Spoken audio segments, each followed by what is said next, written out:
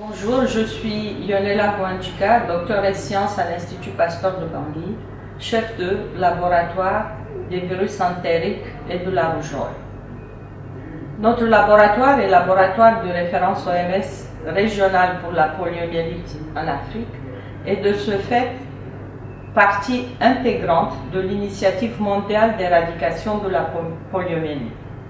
Pour rappel, la poliomyélite est une maladie qui se traduit par des paralysies flasques aiguës dues au poliovirus. Il y a 3 sérotypes de poliovirus 1, 2 et 3 qui engendrent ces paralysies et qui donc donnent naissance ou engendrent des personnes qui seront en poids pour leur famille et pour la société.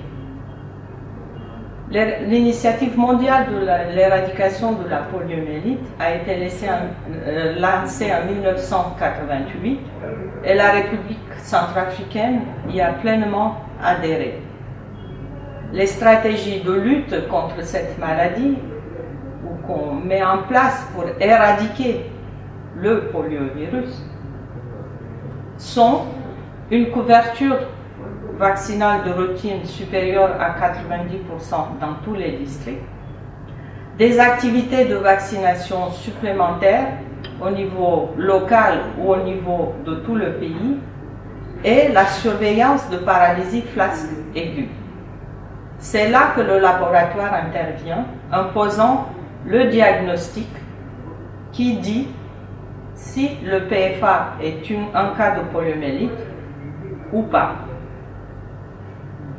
Depuis 1988, d'énormes progrès ont été réalisés au niveau mondial, notamment l'éradication du poliovirus sauvage de type 2 qui a été déclaré en septembre 2015.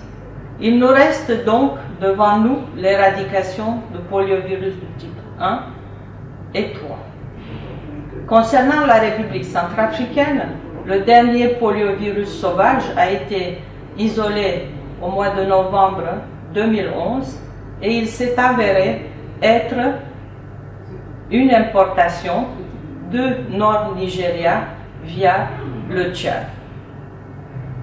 Dans le contexte des derniers événements sociopolitiques que le pays a connus, il était donc important de faire une analyse du système de surveillance de la poliomyélite en République centrafricaine, d'où l'idée de co-diriger cette thèse en médecine avec le professeur Mbelesso.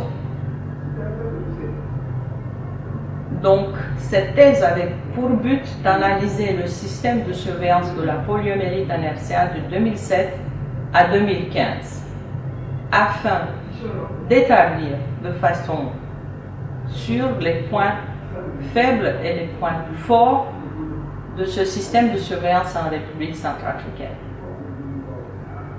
La conclusion de ce travail rétrospectif d'analyse des bases de données de laboratoire et donc de programmes élargis de vaccination est qu'en fait, la République centrafricaine reste encore un pays à risque d'importation de poliovirus sauvage, notamment à cause du fait que la couverture vaccinale de routine est depuis ces derniers 4 ou 5 années, voire plus, en dessous de 50%.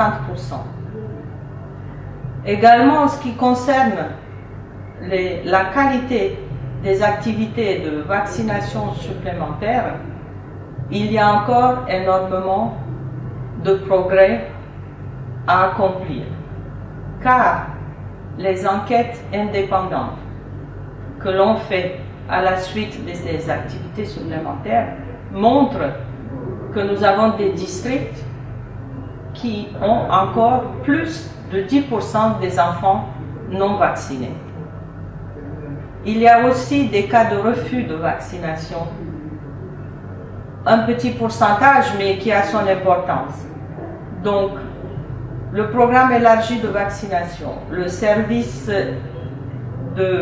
d'épidémiologie et surveillance des maladies et de la vaccination doit faire des efforts en ce qui concerne la sensibilisation de la population au calendrier de vaccination, ou plutôt au respect du calendrier de vaccination, et aussi pour adhérer lors des activités de vaccination supplémentaires.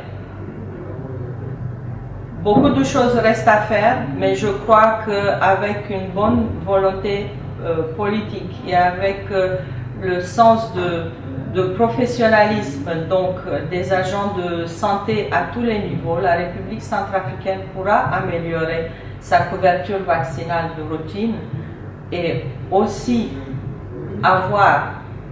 mettre en œuvre des activités de vaccination supplémentaires de qualité qui vont nous ramener à être déclaré un pays libre de polio bientôt. Je vous remercie.